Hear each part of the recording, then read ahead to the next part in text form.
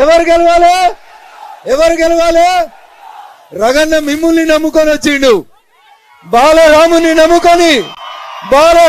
నమ్ముకొని అయోధ్య మందిర నిర్మాణం పూర్తయినాక ఆ రాముని పేరు పెట్టుకుంటూ ఈ ఆ రాముని దగ్గరికి పోయి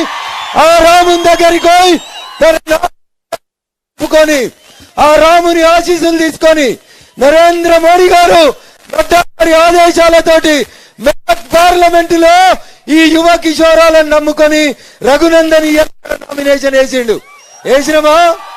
వేసినమా మెదక్ దెబ్బ ఏం దాకా పోవాలి? మోడీ గెలుస్తారనే దాంట్లో ఎవరికైనా డౌట్ ఉందా? 400 గెలుస్తామనే దానికి ఎవరికైనా డౌట్ ఉందా? ఆ మెదక్ ఎంపీ ఉండాలా వద్దా? పంపిస్తారా పంపరా? ఇక నేను మిమ్ముల్ని నమ్ముకొని వచ్చిన మెదక్ పార్లమెంటు నియోజకవర్గంలో ఉన్న నా ఆత్మీయ భారతీయ జనతా పార్టీ కుటుంబ సభ్యుల్ని హిందూ బంధువుల్ని నమ్ముకొని నేను ఇలా నామినేషన్ వేసిన. రేపు నామినేషన్ వేసే దాంట్లో ఒక ఆయన కులాన్ని నమ్ముకొని వస్తుండు. దేన్ని నమ్ముకొని?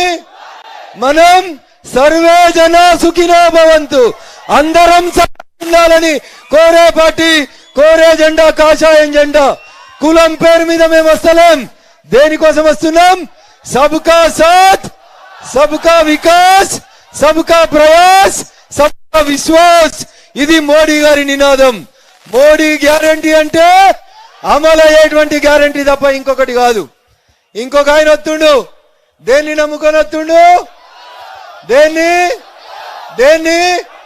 దేన్ని సూట్ కేసులు నమ్ముకొని వస్తుండు. మెదక్ జిల్లాలో చంద్రశేఖర్ రావు పుట్టిన ఈ గడ్డ మీద బీఆర్ఎస్ పార్టీకి పోటీ చేసేందుకు ఒక్కడు దొరకలేదా అన్న? దొరకలేదా? ఆడొకడు చెప్తాడు కదా, నేను ఇంత పొడుగున్నది. ఎంత పొడుగున్నాడు? దుబ్బాకోలు కొడితే ఏడబడ్డాడు. దిక్కు దివానం లేకుండా బోర్ల పడ్డాడు.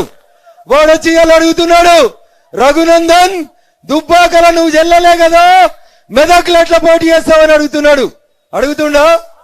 మనం అడగాలనా? అరే వారి నీ మామను కాలో లిల్లీ ఫుడ్ దొక్కింది. ఏ జెండా?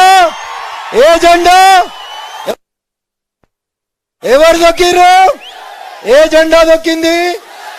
అరే నీ నాయకుణ్ణి, నీ పార్టీ అధ్యక్షుణ్ణి కామారెడ్డిలో తొక్కితే లోపలికి బిడ్డ కసరుగా కెదట్టు దొక్కిర్రు. ఎవరు దొక్కిర్రు? కాషాయం జెండాలు దొక్కిర్రు, బిడ్డలు దొక్కిర్రు. వారి హరీష నీ మరుదల్ని నిజామాబాద్ లో దొక్కితే ఏడదలింది యాడా తీహార్ నేడికి పంపాలి హరీష్ ని. వెంకట్ ఏడికోతాడు మరి? ఇలా మెదక్ జనం ఆలోచించుకోవాలి. 10 ఏళ్లు ఎంపీకున్న ప్రభాకర్ రెడ్డి ఏం చేసిండు మెదక్ అంటే?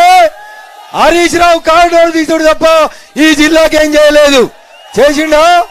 చేసిండా?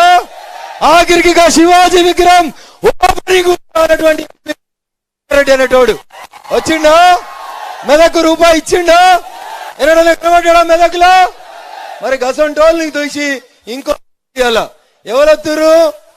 ఇప్పుడు వచ్చేటోడు డోర్ తీస్తాడు. ఎవరో కారిడోర్? హరీష్ రావు కారిడోర్ తీస్తాడు. కేసీఆర్ కాళ్ళు మొక్కి ఎమ్మెల్సీ పదవి తెచ్చుకున్న వెంకట్రామిరెడ్డి కూడా మాట్లాడాలనా? అరే వారి వెంకట్రామిరెడ్డి ఒక్క పోలీసు లేకుండా నీలో తెలంగాణ పౌరుషం ఉంటే నువ్వు నీ హరీష్ ఒక్క పోలీసు లేకుండా రా మల్లన్న సాగర్ ముంపు గ్రామాలకి పోదామా? వస్తాడా? ప్రచార రథం పోతే కొట్టి వెంకట్రామరెడ్డి దగ్గర అంటే ఎకరం 100 కోట్లు పెట్టి 10 ఎకరాలు కొన్నాడు. ఎన్ని ఎకరాలు ఎంత? హరీష్ రావు సూట్ కేసులు మోసి కాళ్ళు మొక్కి, అరే మా మెదక్ జిల్లాలో రోషం ఉన్న పుట్టిరు జిల్లా కాలేజీ ఈ గడ్డ మీద పుట్టి ఎవడన్నా ఈ గడ్డకు అన్యాయం చేస్తే ఈ గడ్డ మీదనే పాతరేయాలని చెప్పిండు. చెప్పినమా? ఈ చౌరస్తాలో జై తెలంగాణ అన్నప్పుడు చెప్పినమా? ప్రాంతేతరుడు దోహం చేస్తే ఊరు పొలిమెరలు దాటేదాకా ఉరికిపియాలి. ఉరికిపిద్దామా? ఎవరు వెంకటరెడ్డి? మెదక్కు వెంకటరెడ్డి ఏమైనా సంబంధం ఉందా? ఏమైనా సంబంధం ఉందా?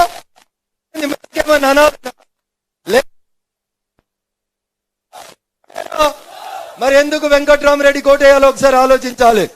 దయచేసి చేయాలి. డబ్బులను నమ్ముకొని బీఆర్, కులాన్ని నమ్ముకొని కాంగ్రెస్, ఈ రెండు తప్పితే ఇంకొకటి వస్తలేవు.